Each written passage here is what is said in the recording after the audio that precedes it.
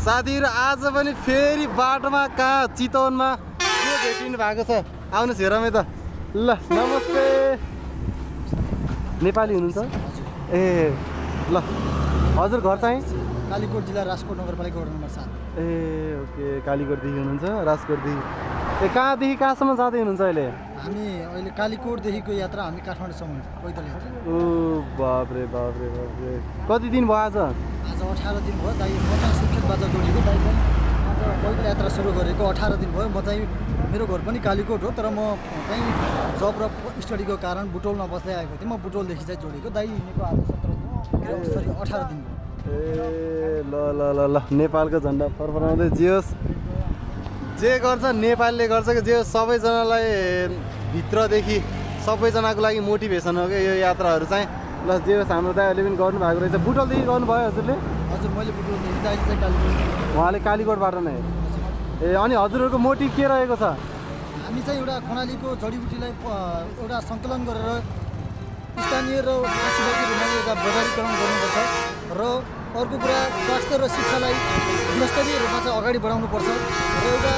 कर्णालीमा अहिले पनि तपाईँको सञ्चारको माध्यम अहिले पनि कर्णालीमा कुनै पनि क्षेत्रमा विकसित भएको छैन त्यो कर्णालीको त्यो दुर्गम ठाउँलाई एउटा सुगम बनाउनको लागि एउटा सञ्चार माध्यमलाई पनि कुना कुनामा पुर्याउनुपर्छ भन्ने हाम्रो यो यी इत्यादिको अरू मागहरू छ समसामयिक विषयलाई लिएर हामी कालीकोट एउटा कर्णालीको एउटा मुद्दालाई बोकेर हिँडेका छौँ ल साथीभाइहरू म पनि कर्णाली प्रदेशको हुन त अनि उहाँ दाइहरूले चाहिँ एउटा कर्णाली प्रदेशमा केही सुधार आओस् भन्ने मोटिभमा यात्रा गर्नुभएको रहेछ के कस्तो लाग्यो कमेन्ट गर्नु होला अनि पछि हाम्रो यतापट्टि दाइ हुनुहुन्छ नमस्ते दा ल हात मिलाउँ त हजुरको नाम चाहिँ रमेश महतारा कालीकोट जिल्ला राजकोट नगरपालिका वडा नम्बर 7 हजुर म कालीकोटको पीडालाई म आफ्नो दाउमा पीडा राखेर हिँडिराखेको छु यो कालीकोट परिवर्तन हुनुपर्छ भनेर अशिक्षित छ शिक्षित बनाउनुपर्छ नयाँ भिजनको नयाँ दिच्छा हुनुपर्छ र कर्णाली अहिले पनि के हो नेटवर्कमा धेरै पछि छ त्यसलाई अगाडि बढाउनु पर्ने छ 381 मिटर झरना पसल झरना छ त्यसलाई चिनाउन सकिएको छैन र बडीमालिका जाने बाटोनिर हाम्रो एउटा माईको बायाँ कुम झरेको ठाउँ छ त्यो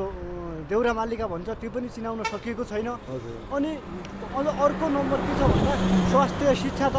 तलै छ फेरि अर्को के छ भन्दा हामीलाई बजेट चाहिएको छैन पहिला चाहिँ हामीले जडीबुटी खोल्नु पर्यो जडीबुटी चाहिँ राजा भनेर यो कर्णाली प्रदेश चिनिने हो विश्वले चिन्ने हो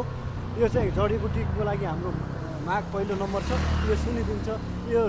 सुनाउनको लागि सम्पूर्णले यो भिडियोलाई बालेन शाहका पुर्याइदिनु होला हार्दिक अनुरोध गर्दछु हस्त धन्यवाद हस् धन्यवाद ल उहाँहरूले चाहिँ कर्णालीको जडीबुटीहरू चाहिँ एउटा काम लागोस् है धेरै पर्यटन स्थलहरू छ नेपालको सबैभन्दा लामो झरना कालीकोटमै छ त्यो कुरालाई चिनाउँदै उहाँहरूले चिनाउँदै हिँड्नु भएको रहेछ ल जे होस् खुसी लाग्यो हुन पनि हो साथीभाइहरू अरू कर्णाली प्रदेशको सबैभन्दा अझै खतरनाक चाहिँ जुम्ला त्यसपछि कालीकोट पर्छ किन